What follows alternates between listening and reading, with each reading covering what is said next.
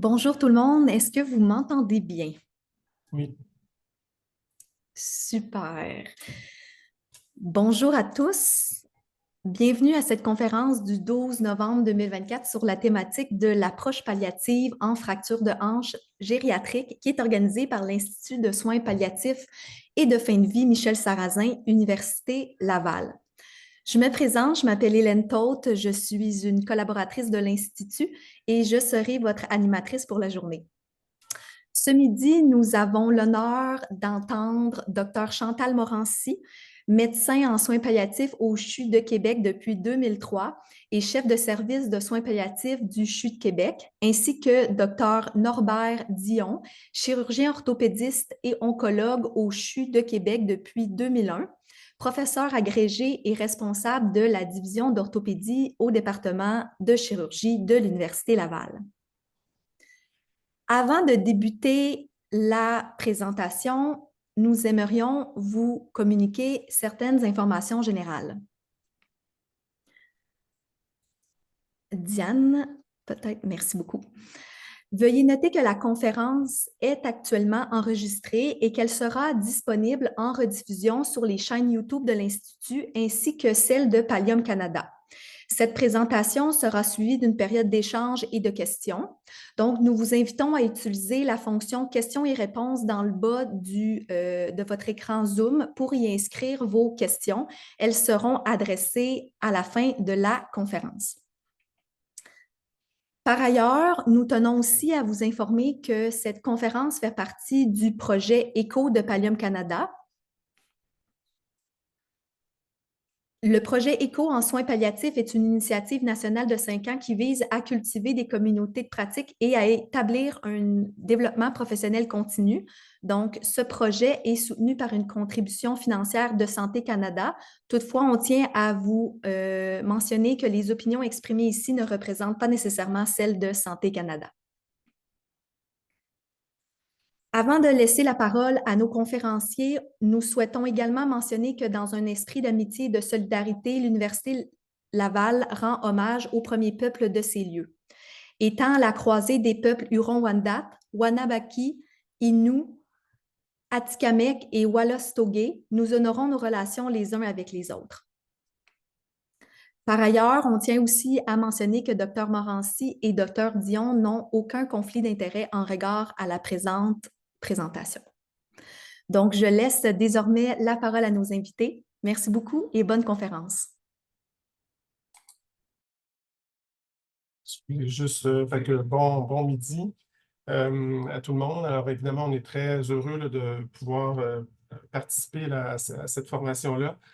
Je ne sais pas si vous pouvez avancer la slide parce que je n'ai pas encore le contrôle. Donc, il faut bien être conscient qu'on est là tous les deux ce midi, mais on fait partie là, quand même d'un groupe où Justine Boulet, qui est une R5 en ortho, Dr Étienne Bézil, Dr Stéphane Pellet, qui sont les responsables de la recherche dans le service d'orthopédie, Mélanie Bérubé, qui est une infirmière et doctorante là, en soins infirmiers, Alexandra Tremblay, qui était une de ses étudiantes en maîtrise, et puis Sylvie Turmel, qui est une infirmière de recherche en orthopédie.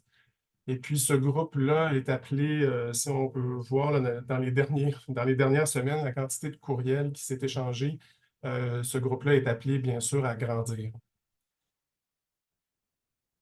Donc, les objectifs de la présentation, ça va être un peu de décrire l'évolution clinique du patient avec un trouble neurocognitif évolutif lorsqu'il est opéré pour sa fracture de hanche.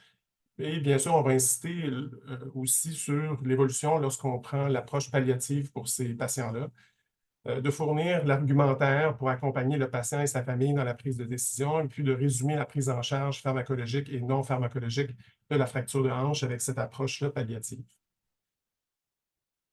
En introduction, je ne vous apprendrai pas que le tsunami gris est à nos portes. Donc, actuellement, on en voit beaucoup de fractures de hanche. Puis quand on dit beaucoup, c'est qu'à Québec, en 2017-2018, c'était l'équivalent de 2 fractures de hanche par jour. La mortalité dans le CHU de Québec, si on prend les patients qui ont été opérés pour une fracture de hanche, la mortalité à 1 an, c'est 18 %. Puis ça s'aligne avec ce qui est décrit dans la littérature. Bon, ma pratique comme orthopédiste, bien sûr, c'est de voir ces patients-là à l'urgence, la radiographie, puis de décider, dans le fond, si c'est indiqué, quel est le traitement chirurgical qui devrait être employé.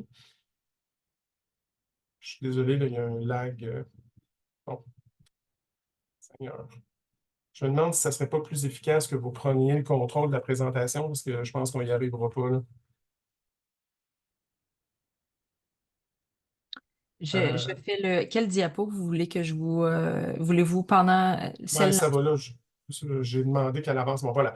Donc, pendant ma résidence, il y a plus d'une vingtaine d'années, les fractures de hanche, dans le fond, l'idée, c'était on opérait les patients pour les rendre plus confortables. Il n'y avait pas de discrimination. Puis, on se disait, on les opère, on va leur redonner leur mobilité. Ça, c'était vrai, sauf s'ils étaient très malades. Et encore, je vous dirais, la majorité des patients, la grande majorité des patients étaient opérés. Alors, on peut avancer. Puis ça nous a valu, je pense, comme orthopédiste, là, le petit cartoon sur YouTube où l'anesthésiste et l'orthopédiste parlent ensemble. Puis finalement, l'orthopédiste, tout ce qu'il a à dire, c'est There's a fracture, I need to fix it. On peut avancer. Donc, quelques anecdotes de pratique. Ben, j'ai eu des fois des familles où on leur explique un peu, dans le fond, que c'est quoi les options. Puis là, ils nous disent, ben, écoutez, opérez-le, notre père, parce que dans le fond, s'il y a plus de chances qu'il meure avec la chirurgie, ben, c'est peut-être mieux comme ça. Alors, oui, pour l'aide médicale à mourir, mais peut-être pas pour l'aide chirurgicale à mourir. De voir un de mes collègues qui, par téléphone, bien assis au salon des chirurgiens, dit à l'urgentologue, ah non, c'est sûr qu'on n'opérera pas ce patient-là, sans jamais même rencontrer la famille, probablement pas la meilleure façon de faire les choses ici. Et finalement, un médecin du CHSLD où, après avoir tout fait les démarches, avoir tout vérifié, la famille, tout le monde est d'accord, on veut retourner le patient dans son CHSLD, puis le médecin refuse de le reprendre s'il n'est pas opéré.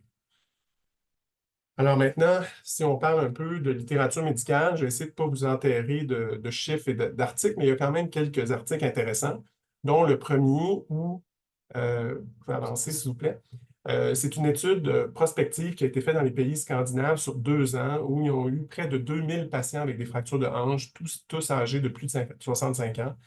À peu près le quart avait une dysfonction cognitive sévère. Lorsqu'on regarde les taux de mortalité en aigu à l'hôpital, c'est à peu près 4 à 4 mois, 16 à 24 mois, 38. Mais ça, c'est tous les patients confondus. Si on prend maintenant à 2 ans un sous-groupe, puis on prend les patients qui étaient très, très malades, donc soit vraiment carrément pré-mortem ou vraiment avec des conditions médicales sévères, là, la mortalité grimpe à 69 Et puis, si on ajoute à ça une démence sévère, selon leur échelle, maintenant, on tombe à 86 de décès. Donc, la question qu'on peut se poser, c'est, en fait, eux, à la fin de leur étude, la conclusion, c'est de dire, bien, les patients qui sont quand même malades et qui ont une démence sévère, on devrait peut-être les identifier précocement dans l'hospitalisation pour prévenir les complications fatales si c'est possible. La question qu'on peut se poser, c'est est-ce que c'est la bonne perspective? Cette autre étude-là, une étude rétrospective américaine de 2005 à 2009, où plus de 60 000 patients ont été entrés dans l'étude, tous des patients institutionnalisés, et on voit que c'est des patients qui étaient quand même très atteints, là, où on a seulement 30 des gens qui se déplaçaient de façon autonome, seulement 6 des gens qui étaient autonomes dans tous leurs AVQ et seulement 10 qui avaient un état cognitif intact. Puis on voit à ce moment-là, sur ces 60 000 patients, à ce moment-là, il y en avait à peu près 12 qui n'étaient pas opérés. Si maintenant on regarde à 6 mois, donc le taux de décès, à 6 mois, un patient sur 3 est décédé. Pour les hommes, c'est 1 sur 2. Mais ce qui est le plus intéressant, c'est de voir est-ce que les gens, parce qu'on leur dit on vous opère parce qu'on veut vous redevenir mobile, les gens, dans le fond, le pourcentage de gens qui reviennent à leur état pré-fracture, c'est seulement 20 donc seulement 1 sur 100. La question qu'on peut se poser à ce moment-là, c'est est-ce que c'était le message qu'on transmettait aux familles quand on leur disait qu'on allait opérer leurs proches? Prochaine diapo. Donc, ça, c'est une dernière étude, une étude populationnelle où il y avait 733 cas, encore là, des fractures de hanche, plus de 65 ans, un 20 de démence. Ça, c'est un chiffre là, qui revient toujours, le 20 Avant la fracture, c'était des gens qui étaient, ça, c'est tous les patients, dans le fond, donc ce n'est pas nécessairement des gens institutionnalisés. Donc, les 3 quarts étaient indépendants dans leurs AVQ. 60% étaient autonomes dans leur déplacement, puis 50% étaient capables de monter un étage d'escalier sans problème. Si on regarde pour tous les patients, c'est quoi, dans le fond, leur degré de récupération? Il y en a seulement le tiers qui vont récupérer le même niveau d'autonomie dans les AVQ, la même mobilité, la même capacité de monter un escalier qu'ils avaient avant la fracture. Puis même si on prend un groupe vraiment très sélect de gens qui avaient un très haut niveau fonctionnel avant leur fracture, il y en a seulement le tiers qui retrouve ce même niveau après l'épisode de la fracture et de la chirurgie. La démence, en fait, dans ce projet-là, on s'est interrogé parce que, donc, il y a beaucoup de choses que vous savez déjà, mais c'est une atteinte de la mémoire et des fonctions cognitives. Juste d'avoir une démence là, significative augmente le risque de chute parce que souvent les gens sont plus téméraires. Puis, le potentiel de récupérer au niveau fonctionnel est diminué parce que la capacité d'écouter les consignes là, est quand même diminuée. La démence, c'est une maladie qui diminue l'espérance de vie. C'est une maladie qui est évolutive. Puis la plupart du temps, les gens vont mourir au bout de leur démence, soit de pneumonie, généralement d'aspiration. Ils peuvent avoir des enjeux cardiovasculaires chez certains. On va avoir beaucoup de sepsis urinaire. Nous, on les voit ici à la salle d'urgence. Puis des fois, on va avoir des décès là, relativement soudains ou par glissement, juste parce qu'il y a une certaine apraxie là, à l'alimentation. Continuez. Il y a une étude qui a été publiée en 2000, en fait, qui a regardé des patients qui ont été traités avec succès, 216 patients hospitalisés de plus de 70 ans, puis ils ont regardé quand ils ont une pneumonie ou une fracture de hanche, c'est quoi le outcome de ces patients-là qui ont été rendus à 6 mois. Donc, une pneumonie traitée avec antibiotiques là, de façon classique, avait 53% de chances de décès à 6 mois, même si la pneumonie avait été traitée avec succès, puis seulement 13% s'il y avait une cognition normale. Puis on a les mêmes chiffres s'il y a une fracture de hanche. Ça, c'est des fractures de hanche qui ont été opérées. Donc, fracture de hanche opérée, 55% de décès si il y avait une démence là, significative. Fait que pour nous, souvent, ça va nous servir un peu de façon parce que les familles disent ben, si mon père et ma mère avaient une pneumonie, ben non, je ne le ferai pas traiter parce qu'il est tellement malade du côté cognitif, puis une pneumonie, c'est sévère. Mais en fait, la littérature nous montre que la fracture de hanche, c'est aussi grave que d'avoir une pneumonie là, chez cette clientèle-là. J'ai déjà été urgentologue dans les 7 premières années de ma pratique, puis historiquement, dans le temps, on ne se posait pas de questions. Là. Peu importe qui rentrait à la salle d'urgence, peu importe son état neurocognitif, on allait traiter là, sans se poser de questions les sepsis urinaires, les sepsis pulmonaires, les gens qui saignaient dans leur tête suite à un traumatisme, on les faisait voir en neurochirurgie sans problème, puis évidemment, toutes les fractures de hanche étaient opérées. Maintenant, quand on arrive à la salle d'urgence, même les gériatres, ils vont trouver que ça peut être bien correct chez un patient qui a une démence là, significative, de dire ben, peut-être que le sepsis urinaire, le sepsis pulmonaire, on ne touchera pas, puis on va aller vers une phase palliative. Et il n'y a pas beaucoup de neurochirurgiens qui vont aller drainer les hémorragies cérébrales chez ces patients-là, mais on est encore frileux par rapport à la fracture de hanche. Dans la littérature médicale, si jamais vous allez lire là-dessus, c'est important de voir l'approche palliative est très différente de l'approche conservatrice. Dans la littérature, l'approche conservatrice, c'est des patients qui n'ont pas été opérés, mais qui étaient mis en réadaptation là, suite à la décision. Donc, ils faisaient physio-ergo, on essayait de garder leur force, on peut les gaver, puis les maintenir en vie à tout prix. L'approche palliative, là, c'est on accompagne le patient, puis on voit qu'est-ce qui va se passer là, tout simplement. Continue. Faut-il les opérer? Ben, en fait, la question, c'est toujours de se repositionner puis de dire, ben, mon patient, le patient puis, que je rencontre qui a une démence modérée à sévère, est-ce qu'on commencerait une dialyse? Est-ce que ça serait pertinent là, de faire une dialyse 3 fois par semaine pour ce patient-là? S'il y avait une pneumonie sévère qui nécessitait des antibiotiques, est-ce que si ça allait encore moins bien, on l'amènerait faire un séjour aux soins intensifs? Puis, si on y trouvait un néo du plurimétastatique là, à un certain âge chez quelqu'un qui ne comprend pas, là, qui n'est pas capable de comprendre les implications de sa maladie, est-ce qu'on commencerait une chimiothérapie là, à la limite le palliative? Puis, Puis comme orthopédiste, nous, on voit parfois des patients qui ont quand même une atteinte sévère au niveau une restriction de la mobilité parce qu'ils ont soit une coxarthrose sévère ou une gonarthrose sévère. Alors, est-ce que devant un patient qui a déjà une démence modérée à sévère, on irait vers un remplacement articulaire? La réponse est vraisemblablement non. Alors, vous pouvez avancer. Donc, merci. La question de recherche, donc le projet, dans le fond, initial, c'était d'essayer de comprendre qui pourrait bénéficier le plus d'une approche de soins palliatifs plutôt que d'une chirurgie dans cette clientèle-là. Et c'est une étude de cohorte rétrospective qui a eu lieu à l'hôpital de l'Enfant Jésus. C'est des patients qui ont été vus et évalués entre 2015 et 2000, je ne vois pas, mais 21 ou 20, 21. Donc, on a pris, dans le fond, les patients de 65 ans avec une fracture de hanche qui ont été placés en approche palliative. Ça, c'était notre groupe palliatif. Puis, on a fait ensuite un appareillage avec 2 autres cohortes pour des patients de même sexe, même âge, avec le même type de fracture. Le premier groupe, c'est des patients qui ont été opérés et qui sont décédés dans les 3 mois suivants. Et le deuxième groupe, donc, c'est des gens qui ont été opérés, mais qui ont survécu plus de 3 mois. Alors, si on regarde au point de vue démographique, ça, c'est pas surprenant, plus de femmes que d'hommes, l'âge moyen, 87 ans. Les cohortes étaient bien appareillées. Alors, si vous voulez avancer, on voit que dans le groupe palliatif, il y avait 129 patients.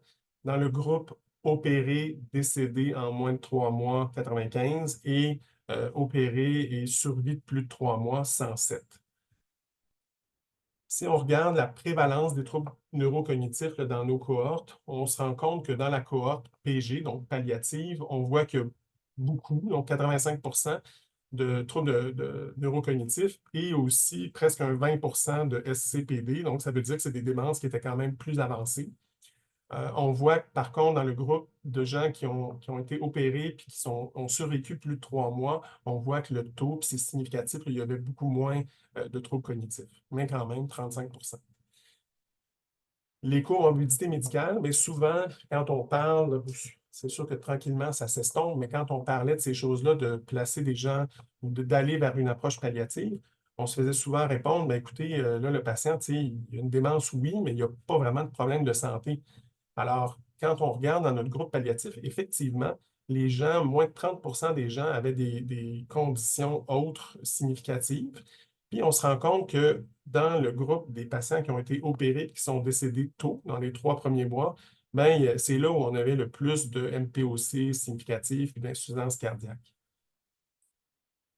Pour ce qui est de la mobilité, ben, de façon non surprenante, là, les gens qui ont été placés soit dans le groupe palliatif ou même les gens qui ont été opérés et qui sont décédés précocement, il y avait beaucoup plus de gens qui étaient soit déjà utilisaient une marchette ou étaient tout simplement non ambulants. Puis on se rend compte que les gens qui ont été opérés et qui ont survécu plus de 3 mois, ben oui, 60 n'avaient pas d'accessoires au moment où ils ont eu la fracture, mais il y en avait tout un après la fracture. On peut avancer. Pour ce qui est du niveau d'autonomie, on peut avancer.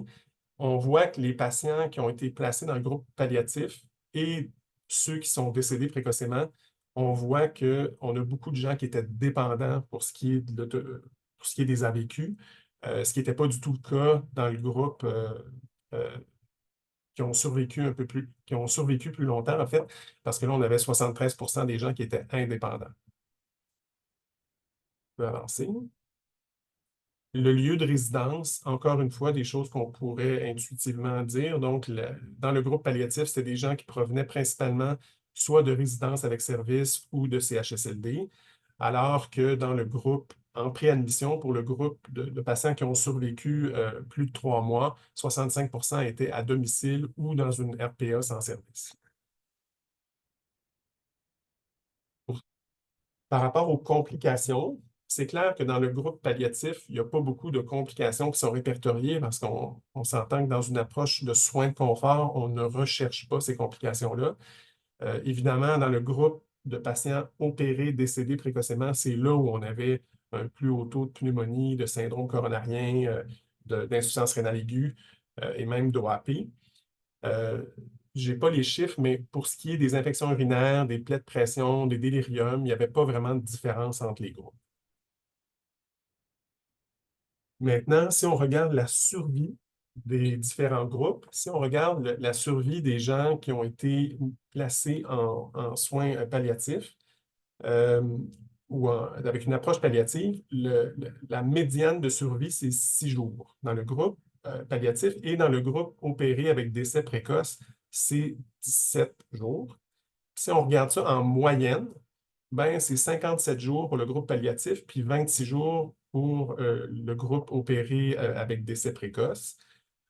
Par contre, sur les 129 patients placés dans le groupe palliatif, si on retire 4 patients, soit sont demeurés vivants ou qui sont décédés après plus de 3 ans suivant leur fracture, si on retire ces 4 patients-là, qui sont probablement des exceptions, qui confirment la règle, là, on tombe à 25 jours. Fait, finalement, 25 jours, 26 jours, qu'on les opère ou non, en moyenne, c'est très similaire. Donc, si on regarde ça autrement, les chiffres, si on prend le groupe palliatif, à 1 semaine, la mortalité, c'est plus de 50 %. À 2 semaines, c'est près de 80 %, puis à 3 mois, c'est 91 %. Donc, on dit qu'habituellement, il y a un 10 % des gens qu'on place en soins, en approche palliative qui vont passer à travers le premier 3 mois, puis qui peuvent, à ce moment-là, faire une plus longue survie. Si on regarde les gens qui ont été opérés, si on regarde les gens qui ont été opérés et qui sont décédés précocement, même chose, la mortalité à 1 semaine, c'est 36 %, à 2 semaines, 60 %, 1 mois, 80 %, puis évidemment, 3 mois, c'est la définition de ce groupe-là, ils sont tous décédés. Donc, en conclusion, les patients qui ont un trouble neurocognitif et qui sont dépendants, peu mobiles, évoluent adéquatement en soins palliatifs. Les patients qui sont dans le groupe chirurgical décédés précocement dans les 3 premiers mois, eux, ont subi le plus de complications que le groupe palliatif, mais en termes de survie, ça se ressemble. Et les patients qui ont une insuffisance cardiaque ou une MPOC significative pourraient aussi bénéficier d'une approche de soins palliatifs s'ils étaient bien sélectionnés. Tout à l'heure, Dr. Morancy faisait référence à la littérature. C'est sûr que dans les derniers 5 ans, là, on a commencé à voir des choses apparaître dans la littérature. Cette étude-là, c'est une étude qui a été effectuée par un groupe aux Pays-Bas qui sont quand même très actifs dans ce sujet-là. Eux, ils ont fait une étude de cohorte multicentrique qui était prospective, où ils regardaient tous les patients avec un état fragile, 70 ans, qui étaient institutionnalisés et qui avaient une fracture de hanche. Donc, c'est quand même, disons, des gens assez sélectionnés. Puis, la moitié des gens étaient opérés, l'autre moitié, non. Si on regarde le taux de troubles neurocognitifs, bien, évidemment, ça va avec ce type de clientèle-là, 94 %, 89 %. Et là, la décision se faisait en décision partagée, dans le fond, avec la famille. Et si on regarde, on peut avancer, si on regarde la mortalité, c'est des taux de mortalité qui ressemblent étrangement aux nôtres, c'est-à-dire la mortalité à 30 jours chez les gens qui étaient non opérés, c'était 83 %, alors que les gens opérés, c'était 25 %.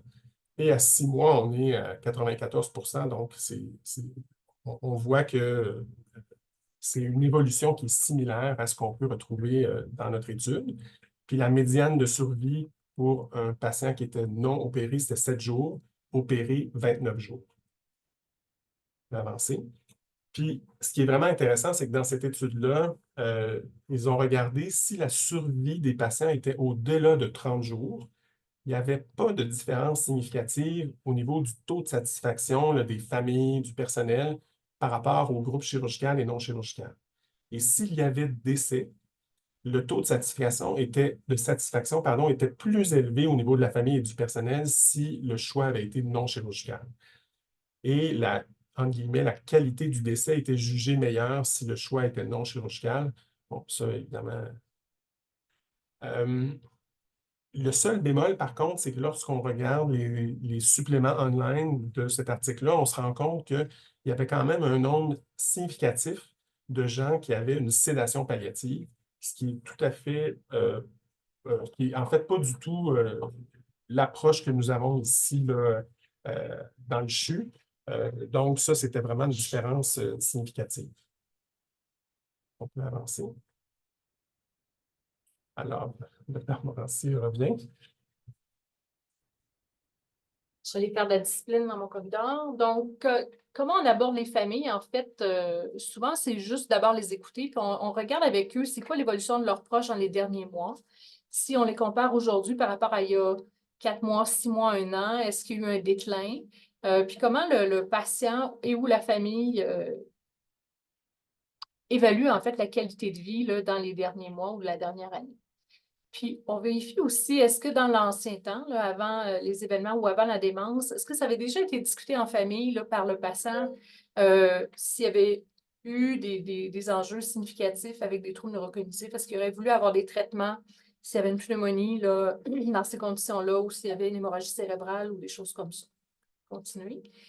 Puis, on leur explique aussi, maintenant, on se rend compte avec notre étude que chez les gens qui ont mettons, qui ont des troubles neurocognitifs, mais qui en plus ont un POC sévère ou un sang cardiaque sévère, mais les chances de passer à travers la chirurgie puis d'être capable de se réhabiliter sont quand même diminuées, là, même chez ceux qui n'ont pas de troubles neurocognitifs. On continue. Ce qui est important, puis ce qui est toujours surprenant là, pour nous, à notre équipe de soins PAL, c'est que les familles ne comprennent pas que la démence est une maladie évolutive qui va finalement un jour entraîner le décès. Ils ont comme l'impression, même si, quand on leur fait voir dans les 6 derniers mois ou les 9 derniers mois, ils vont dire, ah ben oui, il a changé, mais c'est comme s'ils n'ont jamais mis ça en lien nécessairement là, avec la démence. Puis, on leur explique que le potentiel de revenir au niveau fonctionnel pré-fracture est à peu près nul, hein, c'est 1 sur 5. Puis, chez nos patients déments, en plus, ben, comprendre les consignes, c'est compliqué.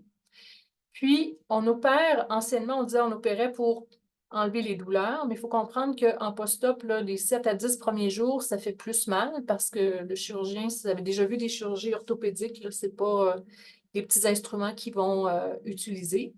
Puis, si le patient n'est pas capable en post-op 1 de se lever puis d'écouter les consignes de réadaptation, bien souvent, ils vont se braquer, ils vont prendre le lit. Puis à ce moment-là, il va y avoir un syndrome de glissement qui va être identique là, à si on n'a pas opéré le patient, mais avec plus de douleur parce qu'on va l'avoir opéré. Et dans notre étude depuis 2015, dans les cas qu'on a répertoriés puis qu'on voit au quotidien, en fait, les fractures de hanche peuvent être très confortables avec très, très peu de médicaments, là, en fait. Dans nos statistiques ici, depuis 2015, ce qu'on explique à la famille, c'est que la plus grande partie des décès va être dans les 15 premiers jours. Hein, c'est 75% de décès à moins de 2 semaines. Puis, chez les gens qui sont en CHSLD, on est capable de prescrire la médication puis de le retourner dans leur milieu, là, si c'est désiré là, par la famille. L'important, c'est d'arriver là, pas d'émotion, pas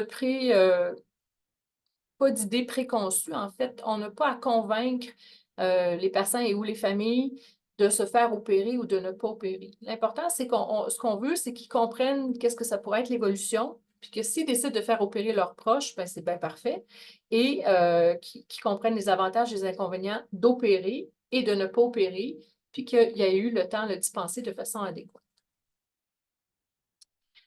Les soins palliatifs, ça fait mourir personne, là. Ça fait plusieurs années que j'en fais. Donc, en fait, on accompagne les gens. Dans notre cohorte, on a à peu près un 10-12% des gens qui vont survivre. Généralement, on le voit à la 4e semaine. Souvent, les 2 premières, on a un gros lot de décès là, dans les 2 premières semaines. Puis à la semaine 3, ceux qui ne sont pas décédés vont s'améliorer. Et si pour ne pas avoir de décès à la semaine 4, ils vont se mobiliser davantage, manger davantage, puis là, on va être dans un processus de relocalisation.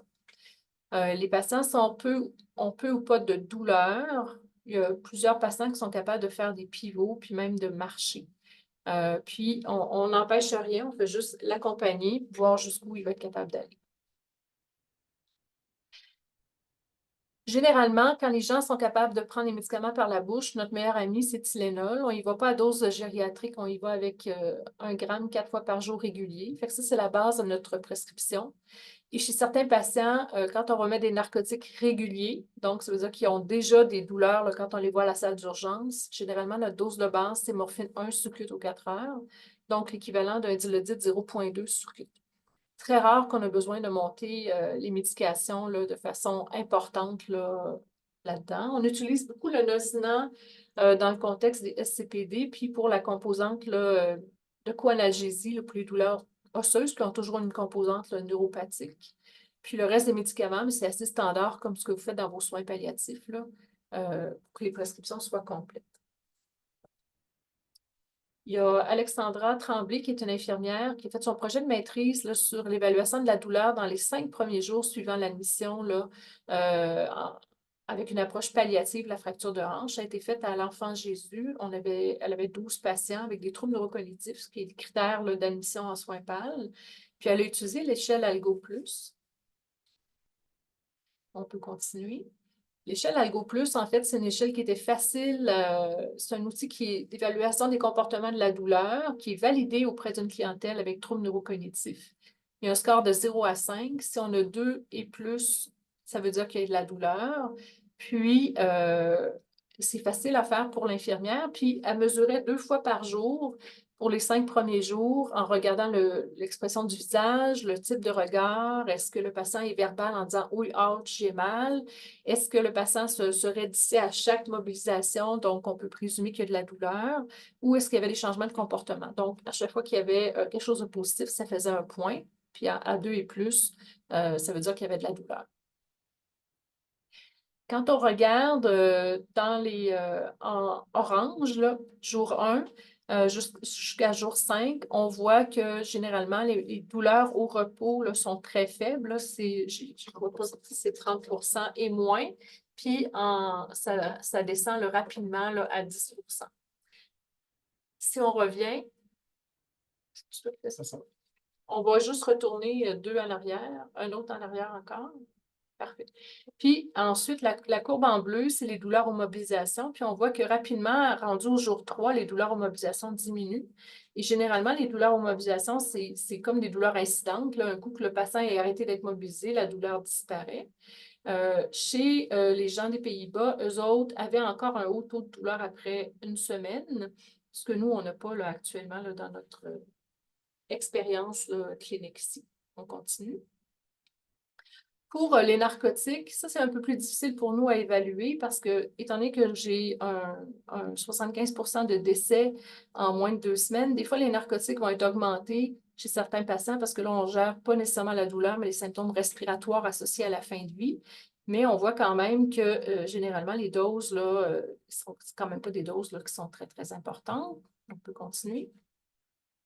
Puis, comme j'ai dit, notre médication de base, c'est le Tylenol. Ensuite, on va ajouter un petit peu de Nosinant, comme les co-analgésiques, puis rarement anti-inflammatoires, puis Neurontin, Derica et compagnie, là, très, très rarement, en fait. Puis ça, c'est une autre, en fait, l'évolution de la co-analgésie. Donc, on voit qu'au jour 5, des fois, le Tylenol diminue, mais probablement que ce que ça veut dire, c'est que ces patients-là s'en vont vers la fin de vie puis que le Péra, c'est plus possible. On va compenser ces co-analgésies-là à ce moment-là avec le Nosinant. Ce qui serait intéressant, c'est de reprendre cette étude-là, mais avec 10 jours, 15 jours d'observation. Est-ce que la douleur est bien soulagée avec des soins palliatifs? Ben, en fait, la réponse est globalement oui. Puis ensuite, ce qu'on voit dans notre étude, c'est que là, il faut améliorer en fait pour la prise en charge non médicamenteuse. Donc, comment on mobilise le patient au lit, comment on le mobilise au fauteuil. Puis, on se rendait compte que les patients soins PAL, souvent, les notes étaient sous-documentées là, dans les notes nursing. Donc, ça, c'est un volet là, de l'étude qui va être amélioré là, pour les prochains. On continue. Est-ce qu'on sèvre ou pas les autres médicaments? Parce que ça, c'est une question qu'on s'était posée comme groupe. Peut-être qu'ils meurent, finalement, on arrête toutes leurs médications cardiaques ou leurs autres médications, puis finalement, on les débalance. Généralement, quand le patient est en bon état général, capable d'avoir un PERA, tout ce qui est utile pour son confort, incluant, mettons, les Eliquis, la Cordarone, le Lasix et tout ça, on va les garder parce qu'on se dit peut-être qu'il va faire partie du 10% qui va survivre. S'il fait un AVC puis il n'en meurt pas, il va être encore plus, il va avoir un inconfort supplémentaire. Évidemment, si le patient est ralenti ou somnolent puis le PERA, ce n'est pas possible, il y a un sevrage actif d'emblée. Puis on va y aller au fur et à mesure. Donc, si le patient initialement était capable de prendre sa médication, mais finalement, il va évoluer vers la fin de vie, on va faire un sevrage actif tout simplement parce que le PERA ne sera plus possible. Et on a certains patients qui, dans les jours 1, 2, 3, 4, sont plus un volet un peu somnolent sous le choc de la fracture et tout ça, mais qui vont finalement s'améliorer dans la première semaine. Puis là, on va réviser la médication antérieure. On va essayer de simplifier le profil médicamenteux, mais s'il y avait d'autres médicaments qui étaient utiles pour son confort, pour sa MPOC, son essence cardiaque, ben, on va les mettre pour ne pas lui nuire là, davantage puis empêcher une survie si c'est la traque qu'il va faire. Les prescriptions non médicamenteuses, ben, généralement, ces patients-là ne sont pas opérés, donc c'est un niveau de soins D. Là, ce ne serait pas logique d'aller traiter une pneumonie par-dessus. Bon, pas de signe vitaux, la diète selon sa tolérance. Puis ce qu'on se rend compte avec les familles, c'est que c'est important que si le patient, en fait, qu'on l'aide à manger, les patients, les familles vont souffrir beaucoup du fait de dire, ben, c'est pas grave s'il meurt parce qu'il y a une fracture de hanche puis il prend cette traque-là, mais ils veulent être certains qu'il ne meurt pas parce qu'il n'a pas été nourri. Donc, ça fait partie de nos prescriptions, là, de s'assurer que si le patient est capable de manger, on ne le force pas, mais on va l'assister puis l'aider. On va le mobiliser selon la tolérance. On respecte toujours la douleur, mais généralement, on est capable de lever la tête de lit. Souvent, ils sont capables de s'asseoir au lit. Il y a certains patients qui, dès le lendemain, font des pivots, veulent aller au fauteuil. Tout qui se tire en bas du lit, on va les laisser aller au fauteuil. L'important, c'est qu'il n'y a pas de réadaptation. Donc, on ne fait pas venir la physio, l'ergo pour essayer de maintenir d'autres acquis. La sonde urinaire, ça va être pour le confort. Des fois, dans les 2 premières semaines, ça va être utile parce que ça diminue les mobilisations qui peuvent donner des douleurs là, un peu incidentes. Puis quand on voit que les patients s'améliorent là, après 3-4 semaines, bien, des fois, la sonde, on va l'enlever à ce moment-là, puis on va remettre une culotte, dépendamment de comment le patient. Je vais revenir avec une étude encore là, du groupe des Pays-Bas où ils ont regardé de façon qualitative en faisant des entrevues avec des proches de 26 patients, puis pour essayer de voir dans le fond comment tout ça a été vécu. Puis les points importants de l'étude, c'est que d'abord, évidemment, ça a été un choc pour la majorité, pour les proches à l'urgence, lorsque le médecin, l'orthopédiste ou le médecin de soins palliatifs commençait à parler justement de soins palliatifs et de ne pas opérer. Donc, pour eux, ils se disaient, mais comment ça que cette discussion n'a pas eu lieu préalablement? Alors, parce que c'est clair que d'avoir cette discussion-là dans un contexte non aigu, c'est sûrement préférable. Puis, ils ont manifesté là, le désir d'avoir de la documentation écrite une fois qu'ils ont rencontré le médecin pour être capable ensuite de réfléchir en famille. L'autre chose, on peut revenir? Oui, merci. L'autre point important, c'est la gestion adéquate de la douleur. Ça fait bien du sens, là. Puis moi, je dis souvent aux familles, tu sais, ne pas opérer, c'est pas la même chose que ne rien faire. Donc, on peut ne pas opérer, mais faire des soins de confort adéquats, comme on ferait pour n'importe quelle autre condition pouvant mener au décès. Et ils ont aussi souligné l'importance d'une bonne communication entre les professionnels de l'hôpital et ceux du CHSCD lorsque le patient retournait dans son lieu d'origine.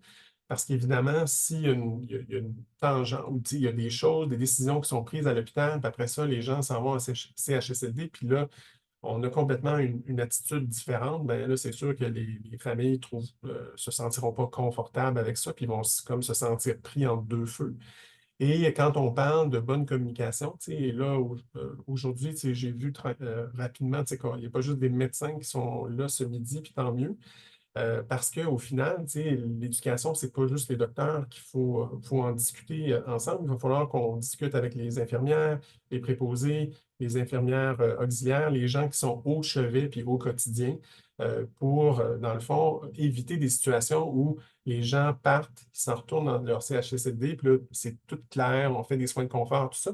Puis si on arrive dans un autre milieu, on retourne dans le milieu, puis que les gens, la famille entend des commentaires du genre, ben voyons donc, ça n'a pas de bon sens, ils n'ont pas opéré, c'est inhumain, c'est pas un animal.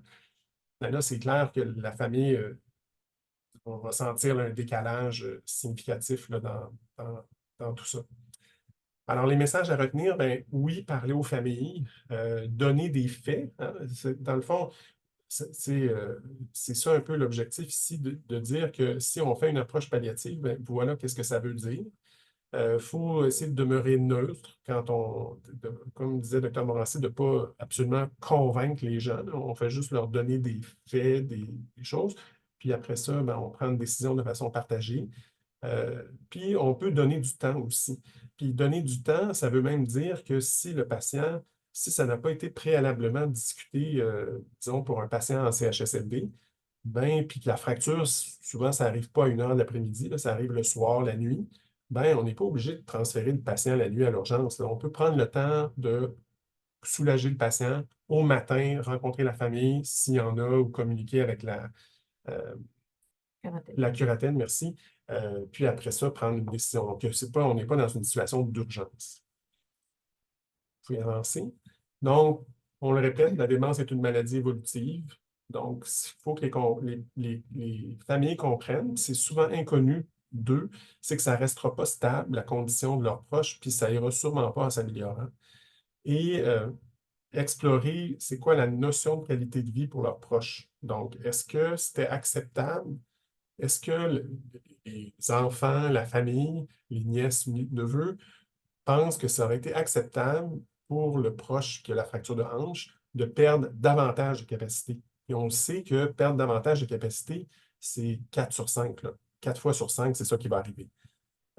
Puis, est-ce que c'était pour des gens qui étaient en RPA de se retrouver en CHSLD? Est-ce que les gens pensent que leurs proches, c'est ce qu'ils auraient voulu? Puis, encore une fois, si la famille insiste pour une chirurgie, ben, on l'opère. L'important, c'est d'avoir l'impression que la décision est éclairée, puis que si en post-opératoire, l'évolution est non favorable, avec de multiples complications et même entraînant le décès, ben, au moins la famille, ça ne sera pas une surprise. Ça va être quelque chose qui va avoir déjà été discuté. Et évidemment, loin de nous, l'idée d'aller leur dire, on vous l'avait dit, c'est pas ça, mais au moins que tout le monde soit, que l'information soit transparente pour tous les gens impliqués, y compris la famille. Alors, je pense que on va, dans le fond, passer aux questions, là, bien sûr. Voilà. Super. Merci beaucoup, Dr. Morancy et Dr. Dion, pour cette conférence. C'est vraiment un sujet qui est super intéressant et je crois qu'il est d'actualité avec les statistiques qui ont été présentées et l'accroissement du vieillissement de la population. Donc, j'invite notre auditoire à inscrire leurs questions dans le question-réponse directement de Zoom ou directement dans la section clavardage de la présentation. Donc, quelques questions. Est-ce qu'on a des données économiques sur le coût de traiter par chirurgie versus en soins palliatifs? En fait, on n'a pas de données. C'est éventuellement un travail qui pourrait être fait. C'est clair que c'est sûr que si vous prenez 2 extrêmes, prendre un patient qui est en soins palliatifs, qui est décédé en dedans de 2 semaines, versus l'autre patient qui est opéré, qui a de multiples complications, puis qui finit par décéder au bout de 3 mois, je pense pas que ça prend un grand économiste là, pour voir qu'il va y avoir une grosse distinction, mais c'est 2 cas séparés. Mais je dirais que donc, mais si on regarde les 2 groupes total, ça n'a pas été fait. Mais je suis obligé de vous dire que sur mon bureau, il y a un article que je n'ai pas encore lu malheureusement, mais où ça a été fait, entre autres, aux Pays-Bas, là. Donc, il y a déjà une analyse économique qui a été faite, mais compte tenu de en fait, dans leur contexte à eux. Mm-hmm.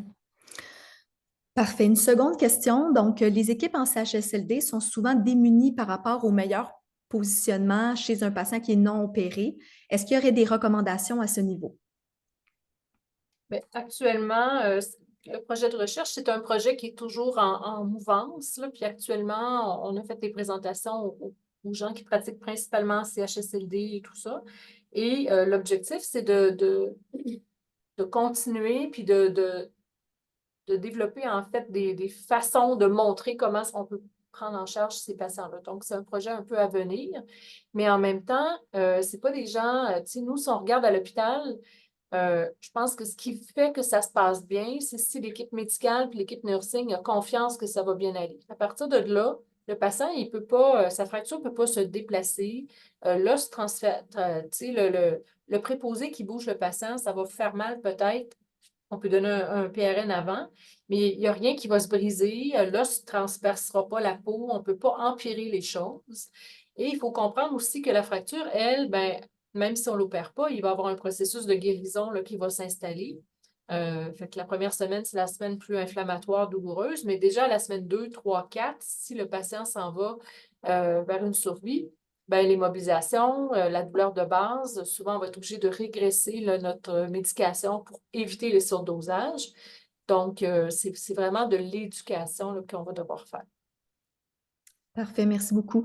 On a une question de précision de quelqu'un dans l'auditoire qui aimerait vraiment s'assurer que, dans le fond, si elle comprend bien, il n'y a pas de période d'immobilisation au lit post-fracture.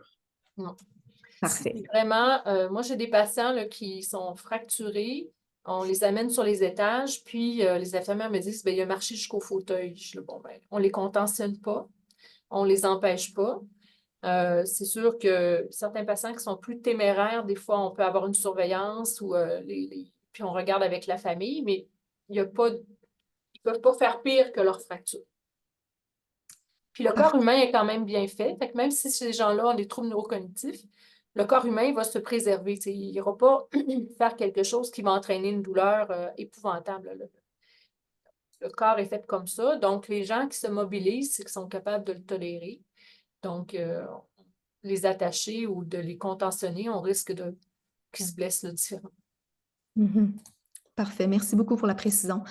On a un professionnel de la santé qui nous demande, est-ce que les résultats de votre étude ont fait l'objet d'une publication? Oui, effectivement, ça a été publié en fait cette année dans CBC. BMC chirurgie, mais en fait, c'est inscrit dans la présentation, il y a une des slides dans le bas, c'est indiqué là, disons, la référence exacte, là. OK, parfait. On a une question dans le question-réponse qui mentionne si une étude néerlandaise a montré comment les proches étaient surpris de l'option de non-chirurgie discutée en contexte aigu à l'urgence, quel serait le moment propice pour en discuter selon vous? Est-ce que ça serait au diagnostic, lors de la perte d'autonomie fonctionnelle? Je vais commencer là-dessus, puis on a présenté à peu près un mois.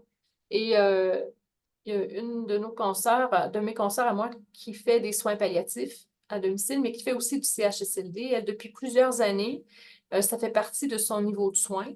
Donc, quand on discute des niveaux d'intervention là, avec les patients et ou les familles en CHSLD, ben, est-ce que A, B, C, D? Et ensuite de ça, elle discute systématiquement, est-ce que s'il y a une fracture, vous voulez vraiment un transfert avec une chirurgie? Donc, et généralement, elle a dit que dans sa clientèle à elle, c'est pratiquement 100% des familles, un coup qu'on leur a bien expliqué, qu'on est capable de bien les soulager, l'évolution, généralement, elle les garde toutes à son CHSLD, puis ça se passe bien.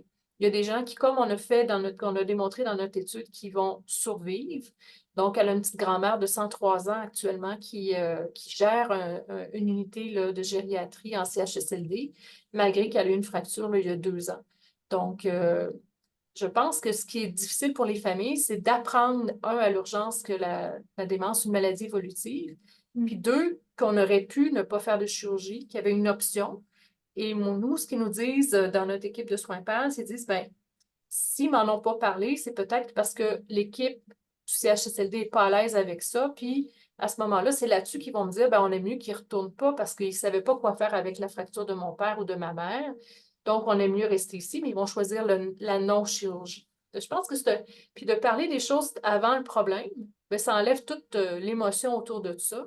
Ça permet aux gens de se renseigner et après ça, de prendre une décision éclairée, sans émotion, là, sur le stress de l'événement. Tout à fait. Ça rejoint un commentaire d'un participant qui mentionne justement que les équipes en CHSLD sont beaucoup moins bien préparées à fournir cette information-là aux proches. Donc, évidemment, ça serait quelque chose à travailler également. On a une autre question pour Dr Dion. Donc, prenez-vous en compte le type et le degré de fracture dans la décision d'opérer ou non la personne? Et si oui, est-ce que vous pouvez nous en dire davantage? En fait, initialement, comme orthopédiste, je vous dirais qu'on avait l'impression qu'une fracture du col fémoral, ça allait mieux se gérer qu'une fracture intertroncantérienne. Mais au final, l'expérience clinique montre que ça change strictement rien. Il y a peut-être, tu sais, les fractures sous-trochantériennes où là, des fois, on peut avoir des déformations cliniques un petit peu plus impressionnantes, mais c'est vraiment pas disons, c'est des fractures qu'on retrouve beaucoup moins fréquemment là, chez cette clientèle-là. Il faut aussi savoir, tu sais, que il existe une chirurgie, disons par exemple, quelqu'un qui aurait eu un remplacement total de hanche, qui a fait de multiples infections. Il existe une chirurgie qui s'appelle une procédure de Girdlestone où on retire toute la prothèse et on laisse la hanche ballante. Puis, comme disait Dr. Brancy, la nature est quand même bien faite. Il y a un processus de cicatrisation qui se fait. Fait que, tu sais, à un moment donné, les fragments bougent un peu moins, il y a de la fibrose qui s'installe. Fait que c'est probablement ça ce qui fait que les gens, au bout d'un certain temps, ils n'ont pas la même douleur que jour 1 à l'urgence, là. Donc, c'est ça. Fait que le type de fracture ne devrait pas influencer. Puis, ça va même assez loin qu'on comprend. Récemment, on a présenté, puis on s'est fait demander, mais qu'est-ce tu sais, nous, on était un peu mal à l'aise de faire le diagnostic de fracture de hanche sans radiographie. Mais en toute honnêteté, c'est le diagnostic qui est assez clinique, là. Si vous regardez le membre du patient, il est raccourci, il est en rotation externe. Vous bougez la hanche d'un côté, ça fait pas mal, l'autre bord, la patiente grimace. Bon, c'est une fracture de hanche. Fait qu'au final, le type de fracture, c'est probablement, ça change rien. Alors pourquoi, dans le fond, en tout cas, surtout si ça avait été discuté préalablement à la famille, pourquoi transférer le patient à l'urgence, le déplacer, une ambulance, l'envoyer dans un endroit qu'il ne connaît pas, le ramener, tout ça, qui finalement, ça ne change pas rien. Fait que, tu sais, je pense qu'ultimement, si la famille décide, OK, il y en a, on ne fera pas de chirurgie, ben, je pense qu'il ne faudrait pas transférer le patient à l'urgence. Mhm. Définitivement. On nous demande également, est-ce qu'il y aurait de la documentation à remettre aux familles par rapport à cet enjeu-là? On le sait, vous avez publié, mais vraiment de la documentation adaptée, vulgarisée pour les familles. Oui, c'est ça. En fait, le problème, c'est là, actuellement, c'est le temps qui manque, mais, ça va venir. En fait, ça, c'est un des objectifs, c'est d'arriver comme ça a été mentionné par les proches là, dans l'étude scandinave, pardon, des Pays-Bas, c'est d'arriver avec un genre de petit document, un one-pager, dire, ben voilà les faits, puis voilà tu sais, qu'est-ce que ça implique. Puis comme ça, ben, ça serait un bon aide-mémoire pour les intervenants. Puis ça serait aussi quelque chose après, parce que souvent, on rencontre la famille, mais là, mettons, la fille ou le fils va faire 3, 4 téléphones pour parler avec. Puis après ça, ils nous reviennent. Fait qu'eux-mêmes, d'avoir quelque chose dans les mains lorsqu'ils vont discuter avec leur fratrie, ça pourrait être utile, là. Mhm. C'est dans le projet de développer ça dans les prochains mois. Ça, c'est génial. C'est sûr que ça va répondre à un besoin. La communication est toujours un enjeu. Il y a beaucoup de questions dans le chat par rapport à la mobilisation du patient. Donc, on nous demande de confirmer qu'il n'y a vraiment aucune contre-indication à installer un patient en décubitus latéral du côté de la fracture. On y va vraiment selon le confort. On y va vraiment selon le confort, puis on ne veut pas qu'ils fassent des plaies. En fait, l'objectif, c'est que moi, quand ils sont en phase palliative, qu'on n'a pas fait de chirurgie, mais on se dit qu'il y en a quand même un 10-12 qui vont survivre. Ben nous, on ne veut pas empêcher ces gens-là de survivre. L'objectif, ce n'est pas de mourir à tout prix. S'ils meurent, on les accompagne, mais s'ils ne meurent pas, super. Puis c'est pour ça que la gestion de la médication, j'enlèverais rien qui pourrait faire que s'il fait un AVC puis il n'en meurt pas, ben là, il y a en plus une fracture de hanche, puis les séquelles neurologiques, puis il va pas, tu sais, c'est pas une grande qualité de vie. Fait que pour la mobilisation, mais c'est un peu la même chose. On ne veut pas qu'ils développent des plaies de lit. Donc, c'est sûr que si on les couche un peu du côté de la fracture, ben, le temps va être moins long. On va les remobiliser différemment. Mais oui, il faut les mobiliser. Puis il y a des patients qui sont capables de s'asseoir au lit. Puis il y en a des patients qui sont capables de s'asseoir au fauteuil. Ben, c'est d'autres façons de les mobiliser, puis c'est correct. Puis toujours se rappeler qu'on ne peut pas briser le patient. Il n'y aura pas rien de grave là, qui va se passer au-delà de sa fracture. Puis que oui, il faut accepter. Moi, c'est sûr qu'en soins PAL, si je veux que le patient ait aucune douleur, c'est très facile. Je veux dire, je vais le sédationner, puis je vais avoir l'air d'une king de l'analgésie, mais le patient, il va mourir. Okay? Fait que mon objectif, c'est pas qu'il meure, c'est qu'il soit bien. Puis il faut accepter que quand on le mobilise, ben, on peut donner une entredose une demi-heure avant, mais il n'y aura pas un zéro douleur dans les 10 premiers jours, c'est impossible. Par contre, aussitôt que j'aurais dit toucher, la douleur va revenir aux alentours de 0, puis c'est parfait. OK? Fait que ça, il faut comme se désensibiliser. Une fracture, ça graphine. Je veux dire, si tu bouges, ben, il y a un petit mouvement, mais ça va être de moins en moins. Mais la douleur, un coup que la mobilisation est finie, c'est terminé. Et moi, j'ajouterais à ça que, tu sais, par rapport au décubitus latéral, tu sais, je vous dirais dans les premiers jours, la première semaine, probablement que ce n'est pas l'idéal de les coucher du côté de leur fracture. Là, c'est comme chercher le trou. Là. Fait que plus de l'autre côté, en dorsale ou en décubitus contralatéral, avec des oreillers entre les jambes là, pour maintenir un certain alignement. Mais après ça, vous allez voir aussi que moi, des fois, ça me surprend toujours. Là, j'arrive à l'urgence, je vais voir le patient. Il est couché la madame est couchée sur le dos avec les deux genoux, les deux hanches pliées à 90 degrés. Puis là, tu te demandes, juste à la regarder, tu ne peux pas savoir quel côté est fracturé. Puis tu les regardes, ils sont souriants. Puis on leur questionne, avez-vous quelque chose? Avez-vous mal quelque chose? Non. Jusqu'à temps qu'on bouge la jambe, puis là, ah oui, là, ça fait mal. Fait que c'est ça. Puis effectivement, puis ça, on le voit, nous, dans n'importe quelle chirurgie orthopédique. Là. Moi, des fois, j'enlève un fémur complet. C'est sûr que les premiers jours après l'opération, le patient avec sa prothèse, là, aussitôt qu'on le mobilise, il est souffrant. Mais quelques semaines après, la douleur a diminué de 80%. Là.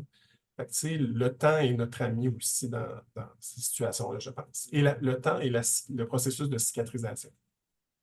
Définitivement. Le temps avance rapidement, puis il y a beaucoup d'engouement dans le clavardage, mais on va terminer avec une dernière question. Donc, dans les études rapportant que la personne décède rapidement après une opération ou non d'une fracture de hanche, est-ce qu'on prend en compte le pronostic de la personne avant la fracture, pardon? Non. En fait, généralement, dans comment a été là, normal, c'est qu'en fait, les gens avaient des troubles neurocognitifs, puis il n'y avait pas d'enjeu de pronostic chez ces gens-là. S'il y avait juste des troubles neurocognitifs, ils ont eu une fracture, il y en a qui ont été opérés, il y en a qui n'ont pas été opérés. Ce qu'on se rend compte, c'est que ceux qui ont été opérés puis ont mal évolué, ils ont eu des fins de vie beaucoup plus difficiles que mes patients à moi qui ne sont pas opérés parce qu'ils ont fait un infarctus, on l'a traité, ils ont fait un délirium, on a essayé de le traiter, ils ont fait un OAP, on l'a traité. Donc, c'est vraiment une évolution en dents de scie, puis avec un glissement du patient. Puis à la fin, bien, finalement, on en arrive à l'idée que le patient, bien, il ne récupérera pas, puis il décède. Donc, pour les familles, c'est des fins de vie qui sont douloureuses, alors que nos patients à nous, bien, en soins pâles, s'ils meurent, bien, ils étaient bien, se sont endormis, puis à un moment donné, ils sont finis par décéder, mais sans grandes complications là, en tant que telles. Parfait. Ben, merci beaucoup. On va, avant de vous laisser partir, vous présenter quelques diapositives juste pour bien boucler la boucle. Donc, on tient simplement à vous mentionner que les activités de formation de l'Institut pour l'année 2024-2025 sont créditées. Donc, dans le chat, on a mis les informations si jamais vous souhaitez que vous prévaloir en fait des unités de formation continue qui y sont associées pour un total maximum de 9 heures. Vous pouvez écrire directement à l'Institut. Vous avez l'adresse courriel directement à l'écran. Et pour finir, on tient à vous partager les prochaines activités de l'Institut. Donc, le 4 décembre 2024 prochain, nous avons une séance de croquettes scientifiques sur les trajectoires non oncologiques et on va avoir la chance d'avoir 3 experts avec nous. Donc, Dr. Geneviève Dechaine, qui est médecin de famille, qui pratique au niveau du CLSC de Verdun. On va avoir aussi Dr. Mathieu Moreau, qui est médecin de famille au CIUS du nord de l'île, et Mireille Villeneuve, qui est IPS en soins aux adultes, en soins palliatifs davantage. Et on a notre prochaine conférence qui est le 11 février 2025 par rapport à la plateforme de répit aidant qui va être présentée par M. Denis Chenevert, professeur titulaire du département de gestion des ressources humaines au HEC Montréal. Donc, ce que vous voyez à l'écran, c'est notre calendrier des activités qui est évidemment disponible sur le site Internet de l'Institut directement. Donc, un grand merci encore, Dr. Morancy, Dr. Dion, pour cette magnifique conférence. On voit vraiment que c'est un sujet, là, les commentaires, autant dans le question-réponse que dans le clavardage, étaient vraiment très intéressants. Et à nouveau, n'oubliez pas de remplir le formulaire d'appréciation pour cette conférence. Vous allez également recevoir un petit courriel à cet effet-là suite à la conférence. Merci beaucoup tout le monde et on vous invite à participer à nos prochaines activités. Merci. Merci beaucoup tout le monde. Au plaisir. Faut aller sur